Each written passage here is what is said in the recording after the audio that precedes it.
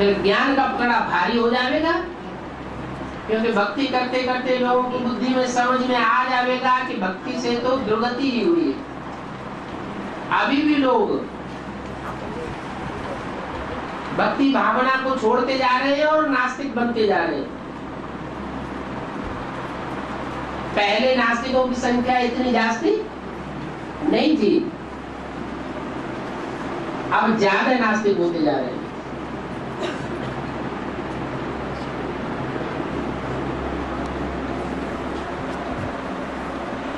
तो दुनिया में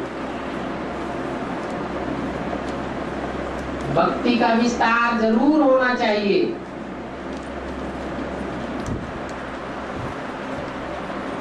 क्योंकि दुनिया की जनसंख्या बढ़ती रहेगी या घटती रहेगी, अंत तक बढ़ती रहेगी। और बढ़ती हुई जनसंख्या में भक्तों की संख्या ज्यादा होनी चाहिए या ज्ञानियों की संख्या ज्यादा होनी चाहिए? भक्तों की संख्या ज्यादा होनी चाहिए। इसलिए ये जरूरी है कि भक्ति भी बढ़ती रहे पुरजोर से, और ज्ञान तो सभी नहीं उठावेंगे। हर धर्म की मुट्ठी भर थोड़ी सी आत्माएं हैं, श्रेष्ठ श्रेष्ठ आत्माएं, जो ईश्वर के ज्ञान को उठावेंगी, धारण करेंगी और दूसरों को धारण करावेंगी, और नई दुनिया में अपना हिस्सा लेंगी।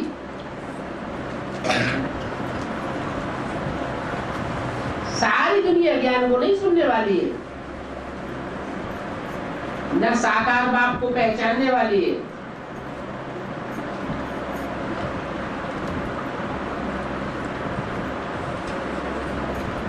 दुनिया में ज्यादातर लोग तो वो ही रहेंगे जो अज्ञानी जैसी स्टेज के होंगे। हर धर्म में माला बनाई जाती है, माला सुमिरन करते हैं, परंतु माला में तो बहुत थोड़े होते हैं ना।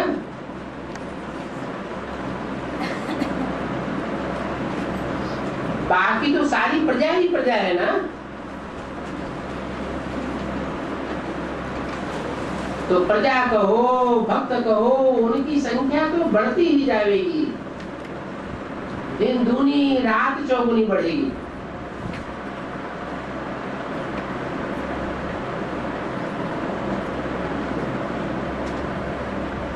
ज्ञान परिपक्व अवस्था को अंदर ही अंदर पाता रहता है।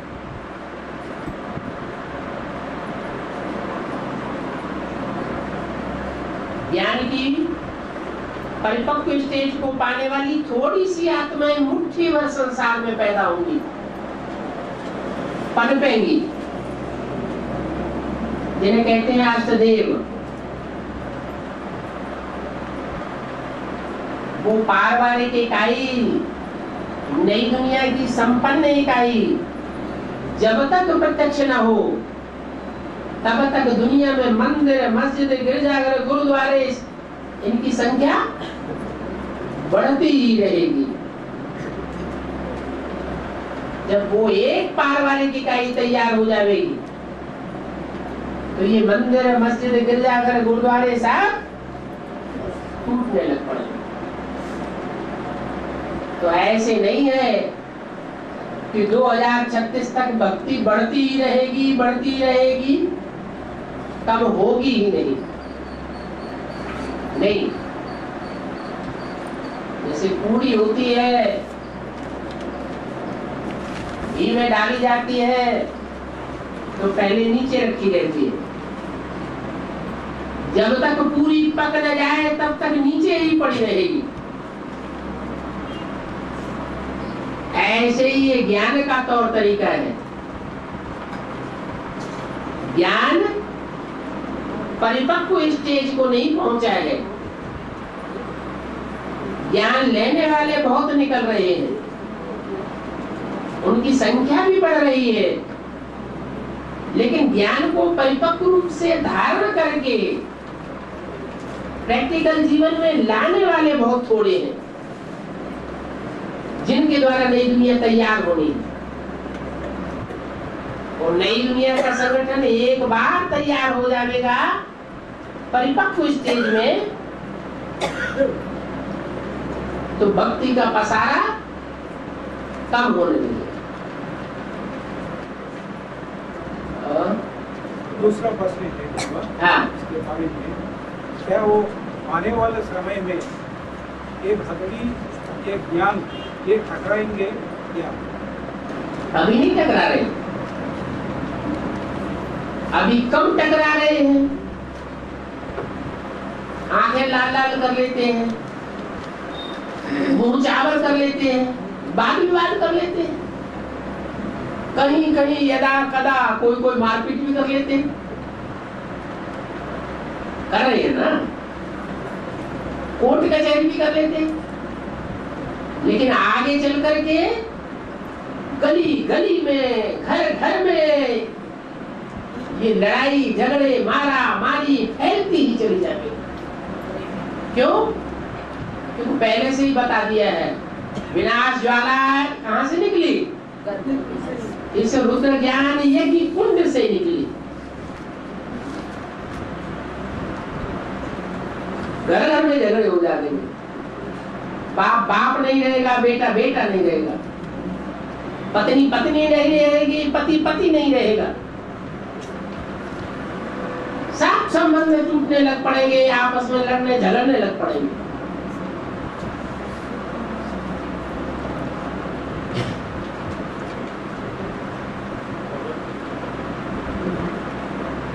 कोई भी फंक्शन को, कोई भी कार्यक्रम को अवरोधित पहले संकल्प करेगा।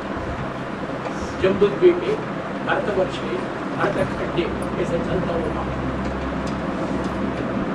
जम्बूद्वीप वो मालूम हो गया बाप हो जम्बूद्वीप इसे भारतवर्ष उसका क्या है? भारतवर्ष भारतखंड, भारत खंड जैसे और खंड है, अरब खंड है, चीन जापान खंड है बौद्धियों का, क्रिश्चियन खंड है यूरोप क्रिश्चियंस का, ऐसे ही भारतीयों का हिंदुओं का भारत खंड है। भारत खंडे, वर्षे कहो खंडे कहो।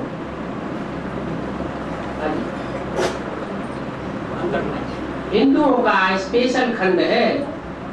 इतने हिंदू दुनिया के और किसी धर्म खंड में नहीं रहते जितने भारत खंडे देखने में आते हैं। नवग्रह कैसा चेंज होएगा? नवग्रह है ना,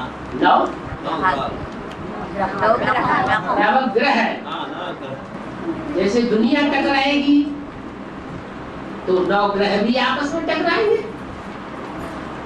इनका बैलेंस बिगड़ेगा कि नहीं बिगड़ेगा? पृथ्वी पर जब एटॉमिक विस्फोट होंगे तो पृथ्वी का बैलेंस बिगड़ेगा या नहीं बिगड़ेगा? है? बिगड़ जाएगा। अब जब पृथ्वी का बैलेंस बिगड़ेगा तो और ग्रह उपग्रहों का भी बैलेंस बिगड़ जाएगा।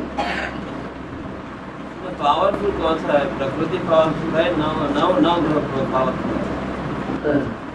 नवग्रहों में प्रकृति काम करती है। प्रकृति तो कहते हैं पृथ्वी जल वायु अग्नि आकाश, इन 5 चीजों के संघात को प्रकृति कहा जाता है, कुदरत कहा जाता है, नेचर कहा जाता है। तो सभी धर्मखंड आपस में टकराएंगे। उनमें जो ज्यादा पावरफुल होगा वो स्थायी रहेगा, बाकी सब एक दूसरे को एक दूसरे में मर्ज करेंगे।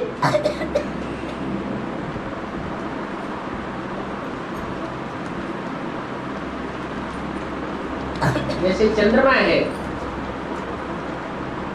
उपग्रह कहा जाता है और पृथ्वी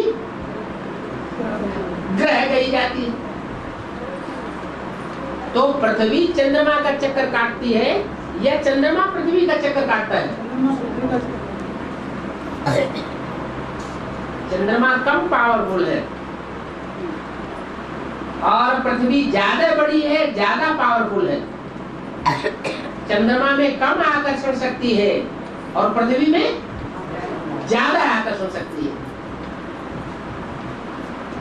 जब पृथ्वी का बैलेंस डोलेगा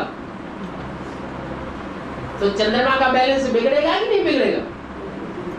बिगड़ जाएगा। ऐसे ही और भी ग्रह उपग्रह हैं जो एक दूसरे के आकर्षण से अभी रुके हुए हैं, जहां के तरफ एक दूसरे का चक्कर काट रहे हैं। जो छोटा है वो बड़े का चक्कर काट रहा है, सूर्य का साफ चक्कर काट रहे हैं।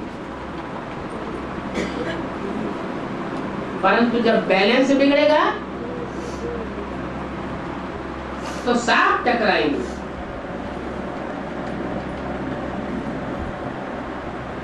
यहाँ जो चैतन्य ग्रह है जिन्हें कहा जाता है नवरत्न, रत्न एक प्रकार के होते हैं, 9 प्रकार के, 9 प्रकार के होते हैं। एक होता है हीरा, सबसे ज्यादा पावरफुल। फिर और रत्न है, मूंगा, पन्ना, मोती, माणिक्य, एक दूसरे से कम कीमत वाले होते हैं, उन्हें कम वजन का कहा जाता है।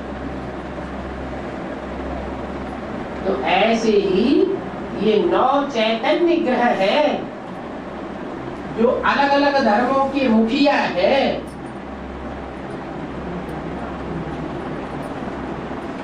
और सब धर्मों का विनाश होगा या नहीं होगा?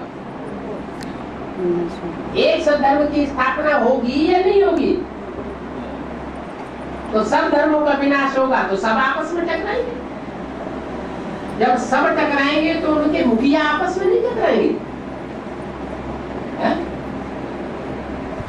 जो उन ग्रहों के मुखिया हैं, उन धर्मों के मुखिया हैं, वो आपस में टकराएंगे नहीं? टकराएंगे। जो पावरफुल होगा वो बचेगा एक।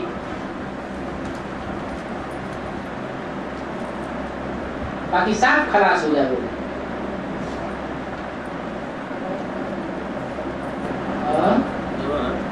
बाप है सूर्य, बाप है सूर्य, सूर्य।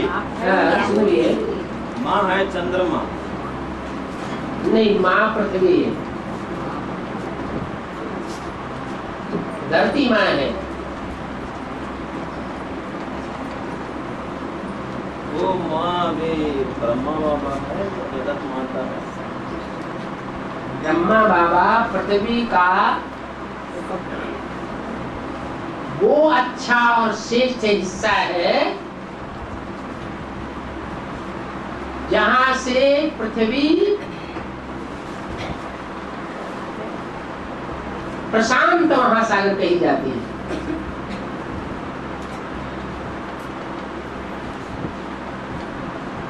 प्रमाणे प्रकृष्ट रूपेण शांत माने शांत।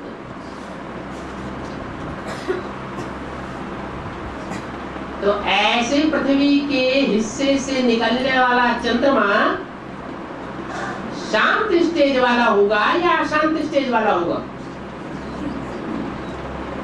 क्या होगा? शांति होगा। जो जितना शांति स्टेज में रहने वाला होगा उतना ही सहन शक्ति वाला होगा। ऐसे पृथ्वी बहुत सहन शक्ति वाली मानी जाती है, लेकिन पृथ्वी में भी अलग अलग खंड हैं। तो प्रशांत महासागर से निकला हुआ जो हिस्सा है चंद्रमा, वो बहुत सहन शक्ति को धारण करने वाला है। इसलिए माँ का सर्वोपरि पाठ बजाया। इतना ऊंचा पाठ जगदम्बा ने भी नहीं बजाया। जो सारे जगत की माँ पृथ्वी कही जाती है।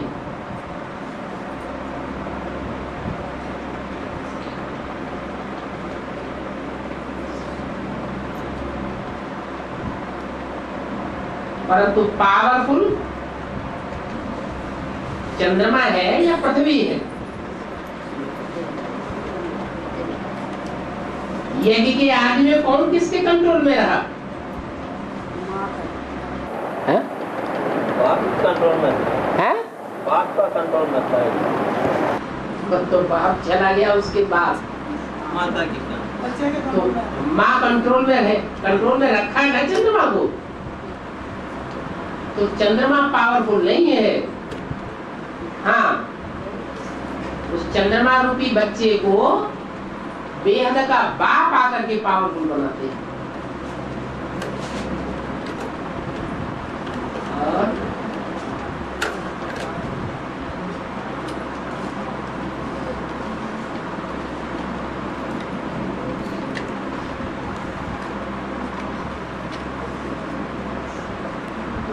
एक वाणी में बोला जगत माता का टाइटल धारी है ब्रह्मा बाबा।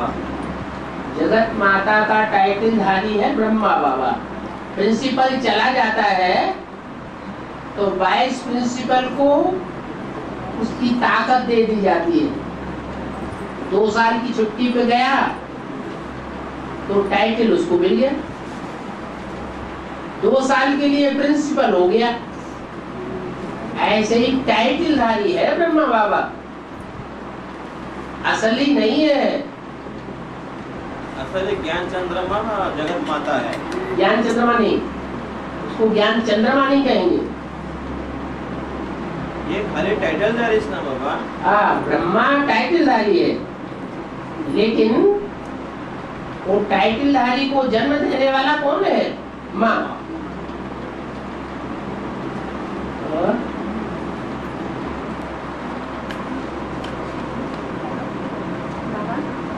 माताजी का एक प्रश्न है, आत्मा को जब जन को उतर जाता है डायरेक्ट बाप से पढ़ाई पढ़ती है अंतिम समय में, कब है करके पूछ रही।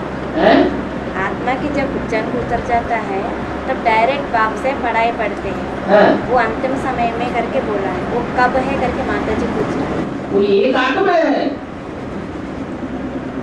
आत्माओं का पुरुषार्थ अलग अलग है, ये एक जैसा पुरुषार्थ है। अगर एक जैसा पुरुषार्थ हो तो बताया जाए कि आत्मा की जब कब उतरती है।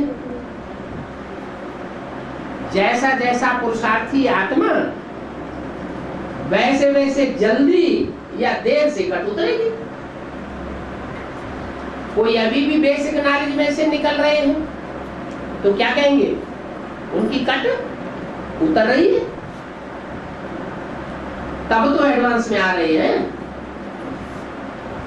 कोई ऐसे हैं जो अभी भी बेसिक में पड़े हुए हैं, सुनने के लिए भी तैयार नहीं होते, तो कहेंगे उनकी कट अभी तक देवभान की कट उतरी नहीं है। तो कट उतरने का कोई फिक्स टाइम नहीं है।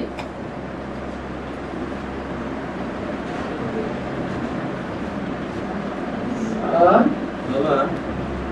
कंपिल में एक टाइम जन्म लिया तो फिर कैसा वो शरीर छोड़ने का चांस है क्या? कंपिल में बाप के पास एक टाइम जन्म लिया तो कंपिल में बाप के पास एक टाइम जन्म लिया तो माना 84 जन्मों में से एक जन्म, संगम युग में एक जन्म। संगम युग में पूरा 100 साल का संगम है। 100 साल के संगम में बाप कंपिल में ही रहता है क्या?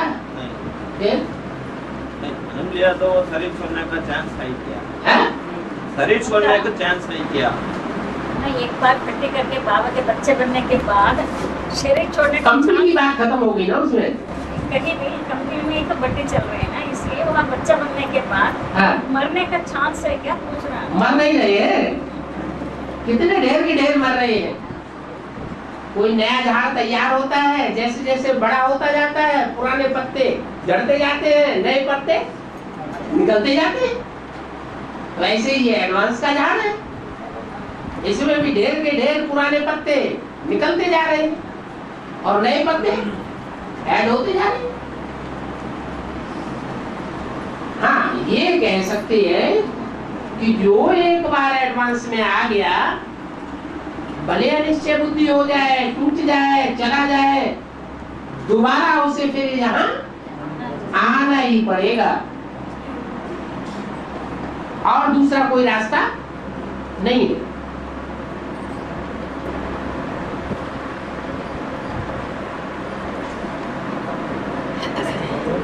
हाँ, ये माता जी पूछती है,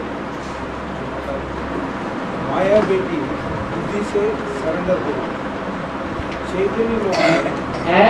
चैतन्य में क्या है माया? माया चैतन्य में क्या है करके पूछ रहा बाबा। माया के ऐसे तो अनेक रूप है। माया बेटा नहीं कहा, क्या कहा? माया बेटी कहा। इसका मतलब बाबा की जितने भी बच्चे हैं वो सब एक दूसरे के लिए मायावी रूप पकड़ लेते हैं। पकड़ते हैं या नहीं पकड़ते हैं? वो सब माया के रूप है, परंतु माया के मुख्य रूप दो हैं, एक आधारभूत और एक बीज रूप।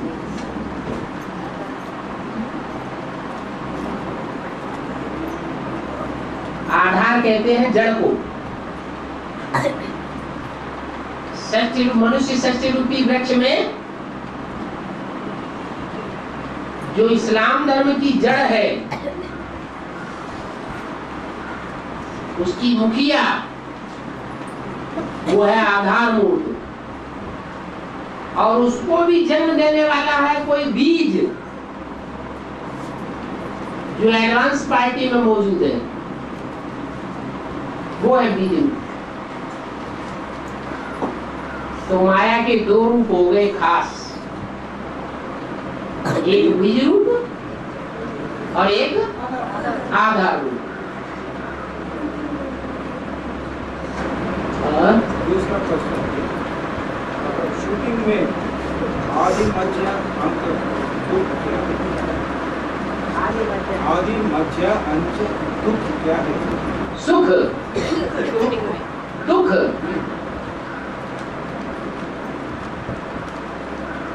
जब से ज्ञान में आते हैं, बाप को पहचानते, चाहे बेसिकली पहचानते हैं और चाहे एडवांस में पहचानते हैं,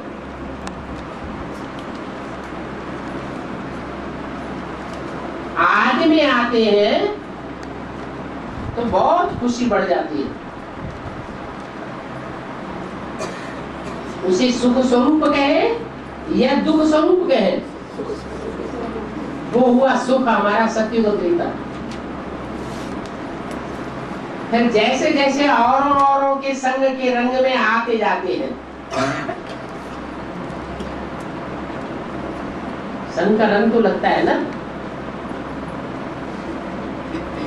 नहीं तो बाप को पहचान लिया कि बाप से ही हमारे सर्व संबंध है, बाप ही हमारा सब कुछ है, बाप से ही हमें सब कुछ लेना देना है, और दुनिया में कोई से किसी से कुछ भी लेना देना नहीं है, सब दुखदाई है।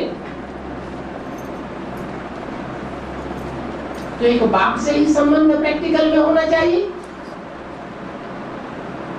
और कोई से संबंध नहीं होना चाहिए।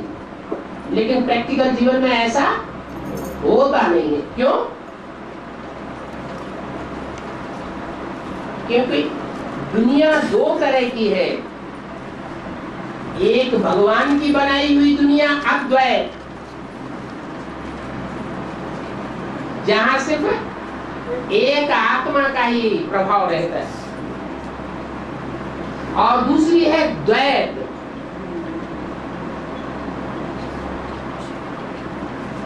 दो का प्रभाव हो जाता है। द्वैतवादी दुनिया से बनता है द्वापुर,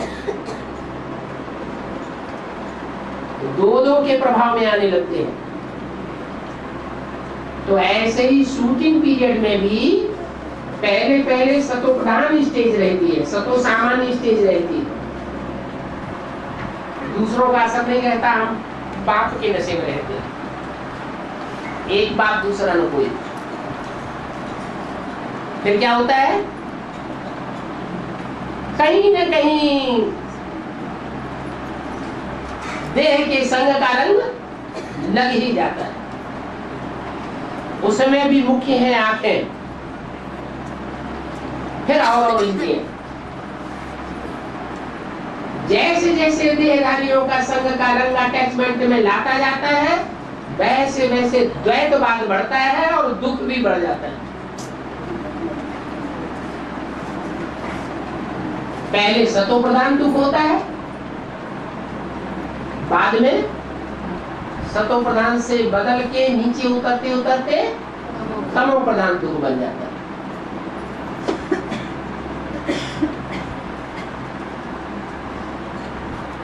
ब्राह्मणों की दुनिया में भी अभी ऐसे हो रहा है, बेसिक में भी हो रहा है, एडवांस में भी हो रहा है। जो नई नई आत्माएं निकल रही है, उनकी भी पहले सतो प्रधान सूचना होती है। हाँ, कोई की लंबे समय तक रहती है, कोई की कम समय तक रहती है।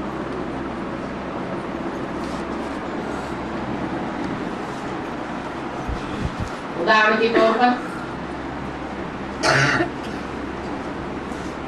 सतयुग त्रेता में जो भी आत्माएं दूसरे धर्म की आती है, सतयुग त्रेता में सुख भोगती है, उनमें कोई ऐसी आत्माएं भी तो है जो द्वापर शुरू होता है और द्वापर के आदि से ही दूसरे धर्म में कन्वर्ट हो जाती है। कौन है वो? है? इस्लाम धर्म। इस्लाम धर्म वालों में भी पहले नंबर किसका है?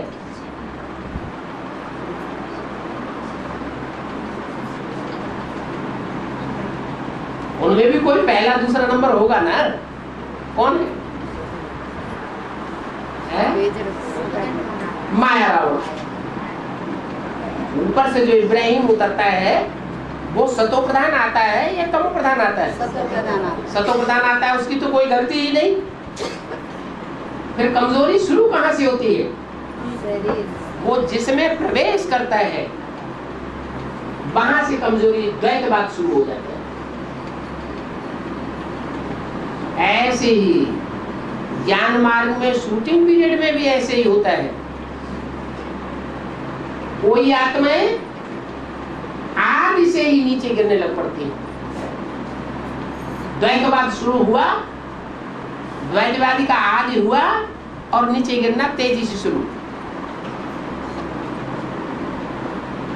कुछ ऐसी होती है भले द्वापर युग शुरू हो जाता है तो भी इस्लामियों को धक्के मार के बाहर निकाल देते, संघर्ष करके, और अपने धर्म पर काबिज रहती है। उनके देह के धर्म से प्रभावित नहीं होती। इसलिए बुढ़ी में बोला है, तुम बच्चे हो देवी देवता सनातन धर्म के पक्के, जो और धर्म में कन्वर्ट होकर के जा न सके।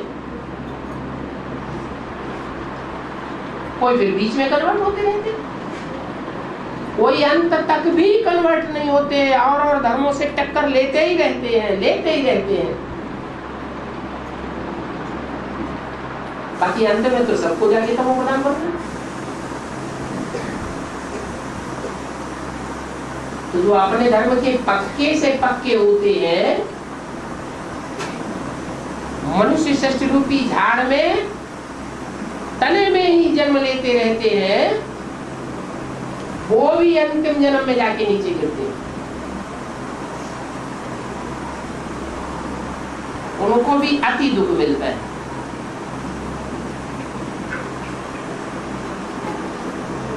तो इस सबका हिसाब अपना अपना अलग अलग है। संग के रंग में आने की बलिहारी है।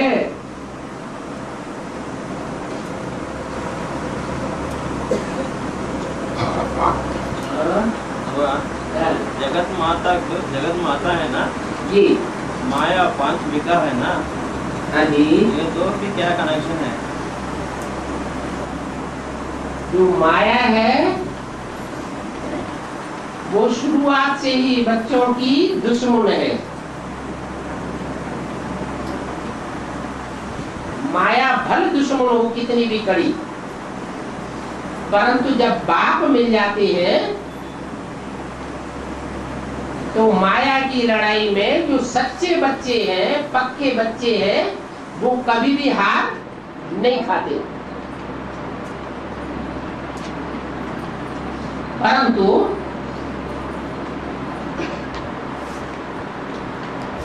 ये दोनों बहनें हैं, कौन कौन? माया जगत माता और प्रकृति, जगत माता। क्योंकि जगत माता है तो सब धर्मों की माता है ना, कि सिर्फ भारत माता है? सब धर्मों की माता है। सब धर्मों के स्वभाव संस्कार उसमें भरे हुए हैं। तो माया अकेली विरोधी बनती है तो बच्चों का कुछ नहीं बिगाड़ पाती। बाप के बच्चे अक्षुण्ण रहते हैं, लेकिन जब माया थक जाती है लड़ते लड़ते बच्चों से, हार जाती है, तंग हो जाती है, तो बताया माया के दो रूप हैं। कौन से दो रूप? एक आधार मूर्त और एक बीज रूप। तो पहले कौन तंग होगा? आधार मूर्त पहले कमजोर पड़ जाता है, कमजोर पड़ जाता है, तंग हो जाता है, शरीर छोड़ देता है, हिम्मत हार जाता है। तो वो आधार मूर्त जो माया है वो हाथ मिला लेती है।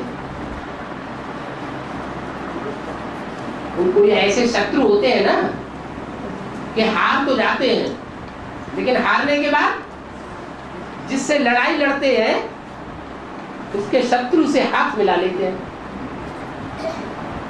ऐसे होता है नहीं अपने को पावरफुल बनाने के लिए। तो ऐसे ही माया करती है। माया प्रकृति से हाथ मिला लेती है। जब प्रकृति से हाथ मिला लेती है तो अब दो हो गए इकट्ठे, एक और एक मिलकर के कितने हो जाते हैं? दो नहीं हो जाते, 11 हो जाते हैं। कई गुनी ताकत बढ़ जाती है। तो माया और प्रकृति दोनों मिलकर के हाथ मिला लिया तो एक हो गए। अब बच्चे जो है जिनको टाइटल मिलता है बाप का,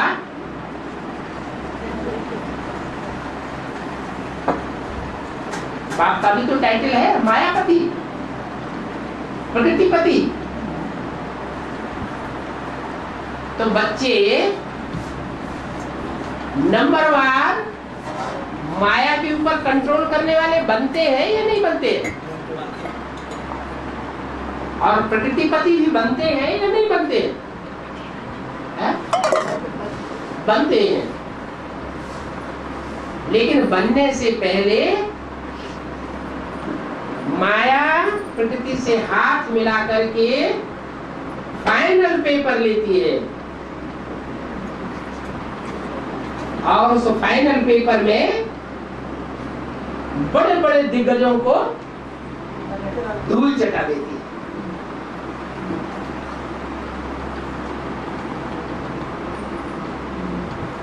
वो काम अभी होने वाला है,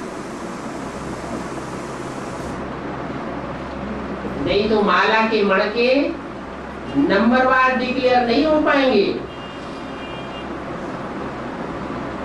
ये नंबर डिक्लेयर करने के लिए माया और प्रकृति का ये खेल जरूरी है। माया और प्रकृति दोनों के बीच में ज्यादा पावरफुल कौन है? माया कहाँ पावरफुल है? माया पावरफुल होती तो हमको हरा देती। माया ने बाप के बच्चों को हरा पाया अभी तक पूरा है? हरा पाया? नहीं हरा पाया, नहीं हरा पाया। इसलिए तो माया ने हाथ मिलाया। इससे प्रकृति से अब ताकत कई गुनी हो गई। प्रकृति जो है, पृथ्वी जल वायु अग्नि आकाश, इन पांचों के संघात को प्रकृति कहा जाता है। दुनिया का विनाश माया के हाथ नहीं होता है, काहे के हाथ होता है? प्रकृति दुनिया का विनाश करती है। आज वैज्ञानिकों ने भले प्रकृति के 5 तत्वों को बहुत कुछ अपनी मुट्ठी में ले लिया है, लेकिन क्या फिर भी ये कहें कि 100% जीत पाई है? नहीं पाई। 100% अगर जीत पाई होती तो पृथ्वी का एक थोड़ा सा हिस्सा है बरमूडा ट्रायंगल, वहां से बचकर के क्यों निकल जाते हैं? इधर से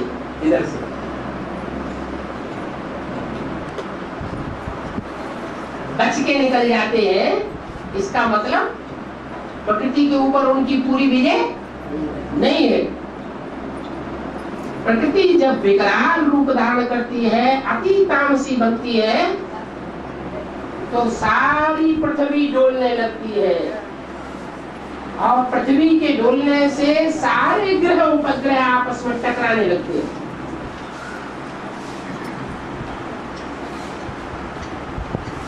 इतना विकराल रूप धारण करती है।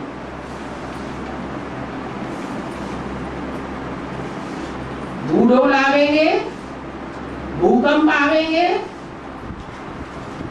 तो दुनिया के बड़े बड़े शहरों में जो आज मल्टी स्टोरीज के मकान बने हुए हैं,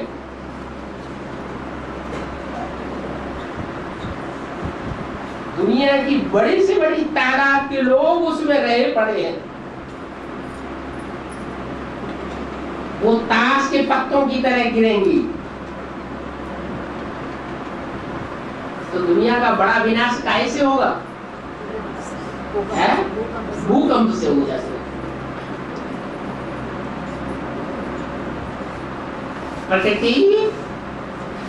प्रकृति पति का यहां तक भी विरोध करेगी।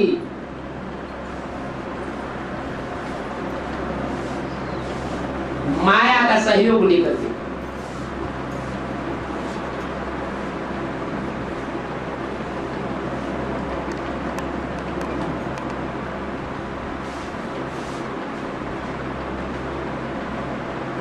फिर भी आखिरी बच्चों की विजय होगी और माया की हार हो जाएगी। और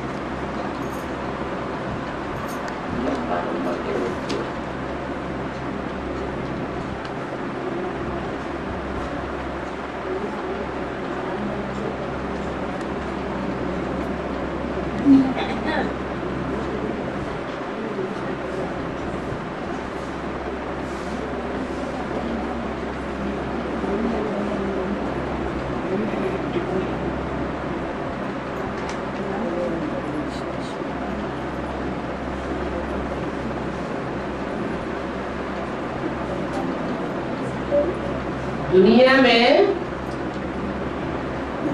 राजाई सबकी सफा चट्ट हो गई या किसी की रह गई? है?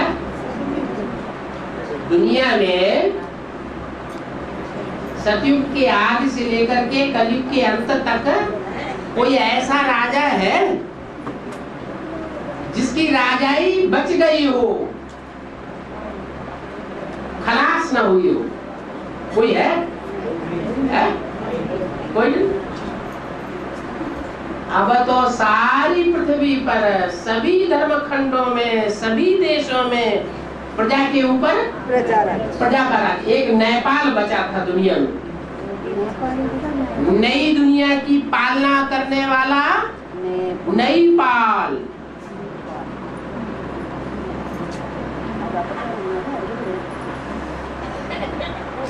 जिसकी राजाई ऊंचे पहाड़ों पर है, सदैव ऊंची स्टेज में रहने वाला, उसकी भी हालत अभी क्या हो गई है? किसका राज्य हो गया है? नहीं, प्रजा में भी किसका राज्य हो गया? माओवादी। ओ माओवादी, माओवादियों का राज्य हो गया।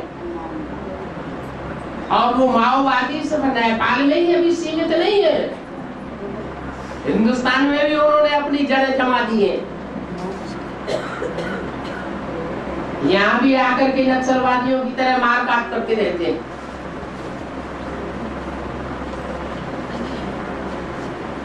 समाधान हो गया?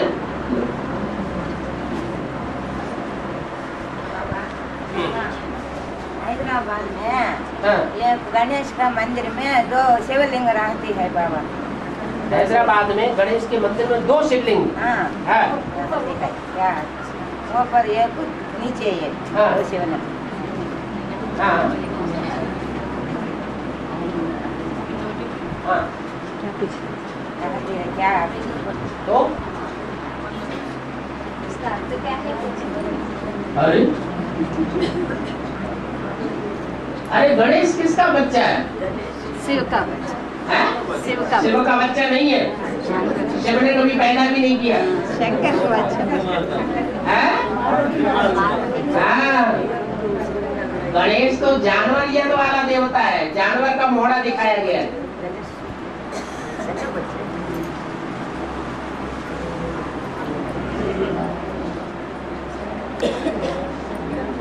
इसका बच्चा है? अम्मा का बच्चा। पार्वती। अम्मा का बच्चा माने ब्रह्मा का बच्चा। इसका बच्चा ब्रह्मा का बच्चा। ब्रह्मा का बच्चा। ब्रह्मा में भी शिव प्रवेश करता है कि नहीं? करता है? उसमें भी शिव प्रवेश करता है। और आखिरी अभी भी ब्रह्मा की आत्मा बीज रूप स्टेज में शिवलिंग बनती है या नहीं बनती है?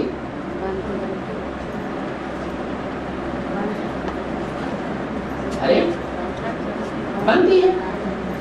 आखिरी संपन्न बन जाएगी, बाप समान बन जाएगी। तो एक तो शिवलिंग वो हो गया और दूसरा तो बाप है ही है। तो 2 शिवलिंग अगर दिखाए हैं तो क्या खराब बात होगी?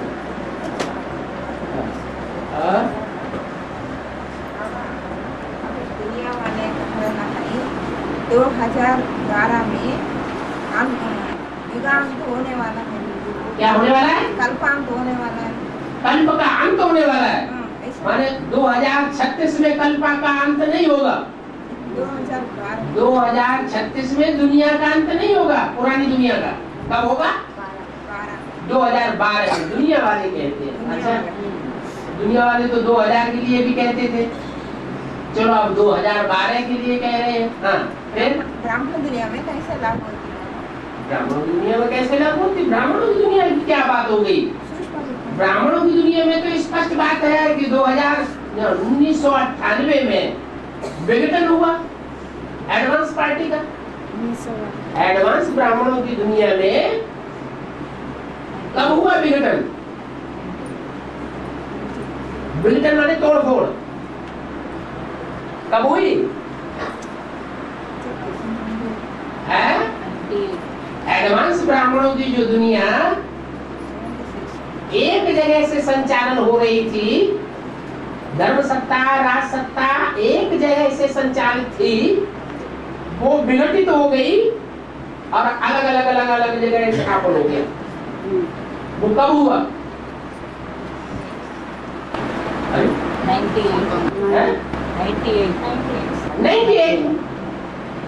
1998 में ब्राह्मणों की एडवांस की दुनिया का विघटन हो गया, तोड़फोड़ हो गई। पांडवों को निर्वासित होना पड़ा।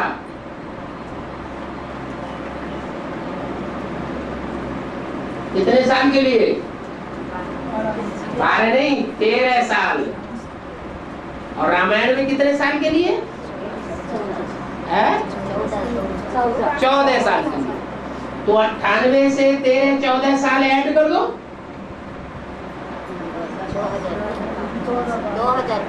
2012 आ गई।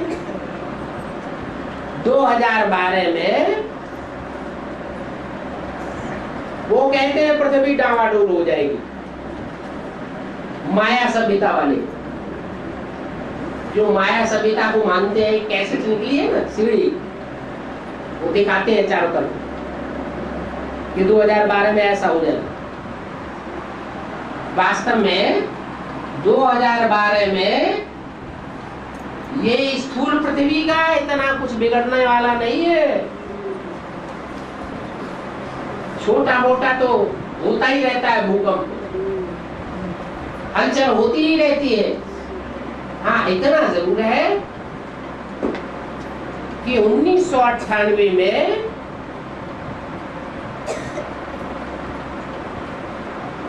जो एडवांस पार्टी की धरणी हिल गई, कौन?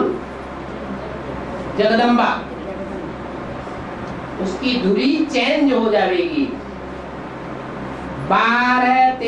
2012 में। ये हो सकता है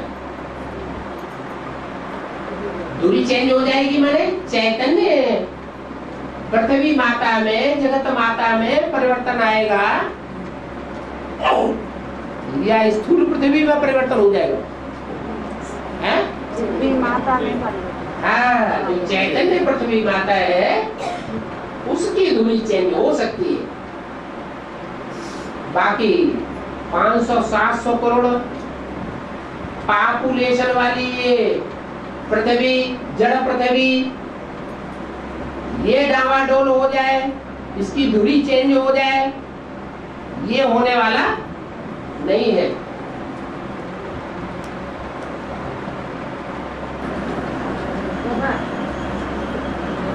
पृथ्वी 5 तत्व है। पृथ्वी 5 तत्व है। धरणी, वायु, जल, अग्नि। हाँ धरणी मैंने माता पढ़ा। हाँ, वायु मैंने ब्रह्मा पढ़ा। आप तेलुगु में चप्पू।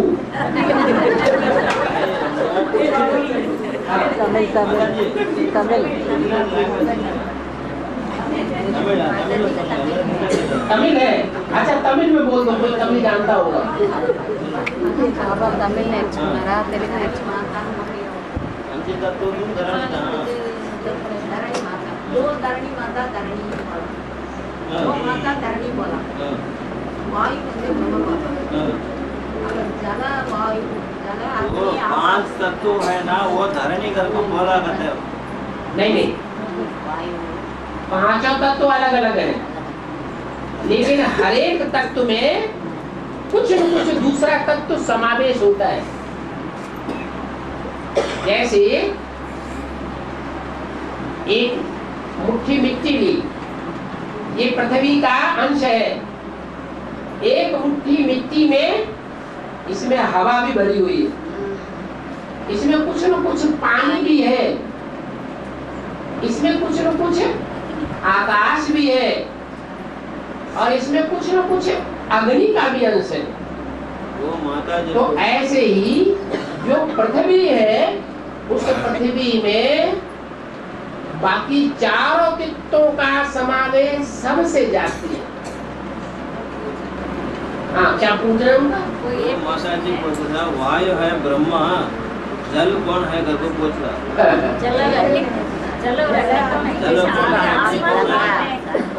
माता है, जल और वायु, अग्नि कौन है? वायु तो ब्रह्मा है, और दो कौन है? तो कौन है करके जो 5 देवताएं कहे गए हैं, पृथ्वी के साथ जल, वायु, अग्नि, आकाश,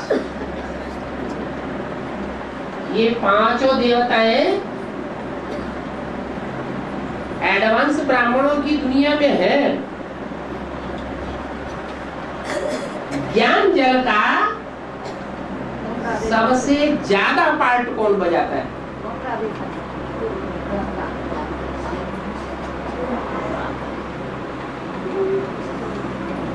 अगर अरे अष्ट देवों में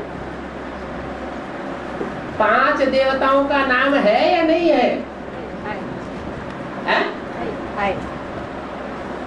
जब 5 देवताओं का नाम है तो वो 5 चैतन्य आत्माएं भी जरूर है। उसमें जल का देवता कौन है? वरुण। सब जानते हैं कि वरुण है। अग्नि का देवता भी है। अग्नि कौन कहा जाता है?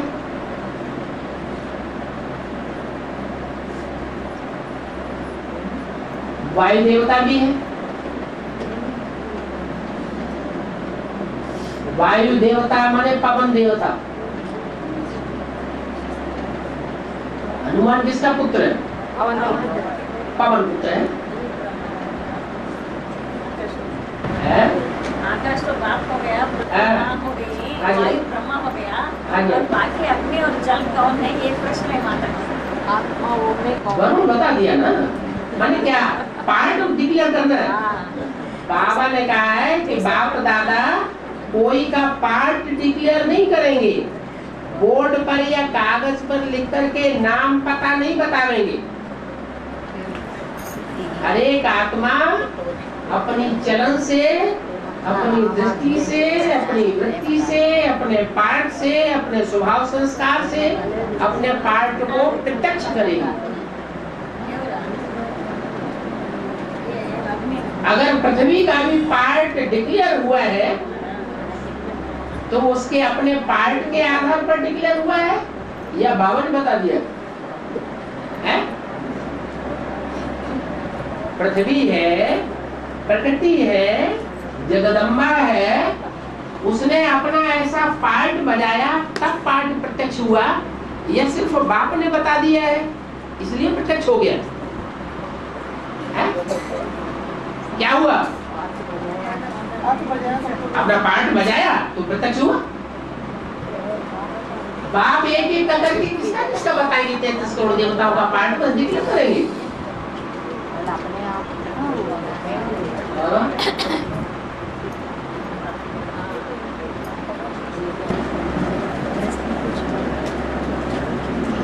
भाई साहब पूछ रहे ये भाई साहब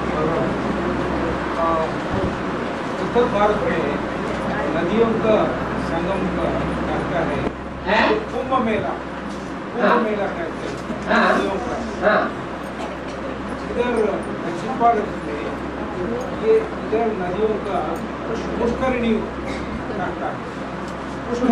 पुष्करिणी 12 साल में एक बार लगता है ना, पुष्करिणी।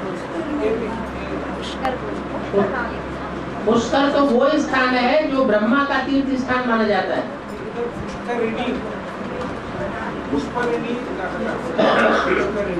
हाँ।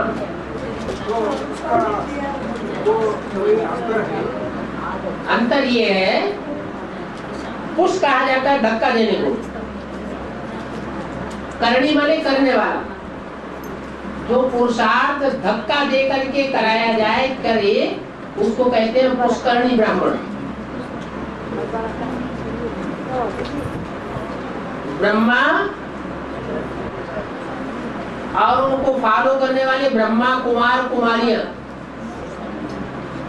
इस समय जो भी पुरुषार्थ कर रहे हैं ईश्वरीय सेवा का, उनको कोई धक्का लगा रहा है तब कर रहे हैं या अपने आप कर रहे हैं?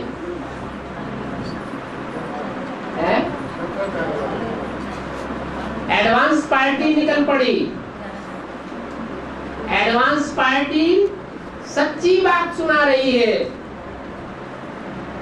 और वो सच्चा ज्ञान इस तेजी से फैल रहा है बिना किसी एडवर्टाइज किए कि उनको भय पैदा हो गया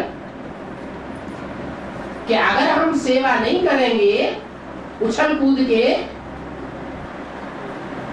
तो हमारा डब्बा गोल होने वाला है।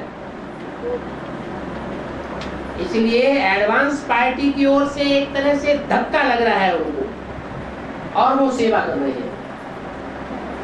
ये ब्रह्मा के फॉलोअर है या नहीं है? ब्रह्मा के फॉलोअर है। और ब्रह्मा के फॉलो करने वाले मोस्टली असुर हैं या देवता हैं? असुर हैं। और असुर जो है वो भारतवर्ष में उत्तर भारत में माने जाते हैं या दक्षिण भारत को भारत का विदेश का है? दक्षिण भारत को भारत का विदेश का है। तो यहाँ वो मेला लगाया हुआ है, उसका नाम दिया है पुष्करणी मेला। हाँ। जैसे अष्टदेव हैं, बाप 63 जन्मों में और धर्म में राज्य स्थापन करने जाते हैं, उनके साथ अष्टदेव भी जाते हैं। और प्रश्न ये है, 108 की माला के जो ग्रुप्स हेड्स हैं, अष्टरत्न नवरत्न हैं, वो भी राज्य स्थापना में जाएंगे और उनके ग्रुप्स वाले 11-11 है, वो भी जाएंगे क्या? ये प्रश्न। किसके साथ जाएंगे? बाप के साथ। अष्टदेव तो बाप के साथ जाएंगे राज्य स्थापना। अष्टदेव तो ऐसे हैं जो हर धर्म की राजाई की जो स्थापना होगी, उस राजाई की स्थापना में वो अष्टदेव जाएंगे ही जाएंगे, बाप के सहयोगी बनेंगे ही बनेंगे। हर धर्म के राज्य की फाउंडेशन डालने में उनका सहयोग होगा। लेकिन और जो धर्म के मुखिया है और फॉलोअर्स हैं, उनकी राजाई की जब स्थापना का फाउंडेशन पड़ेगा तो सिर्फ वो ही सहयोगी बनेंगे। उनके राजा अलग, वो ही सहयोगी बनेंगे और अष्टदेव भी सहयोगी बनेंगे। दूसरे धर्म वाले सहयोगी नहीं बनेंगे। नहीं समझ में आया? हाँ।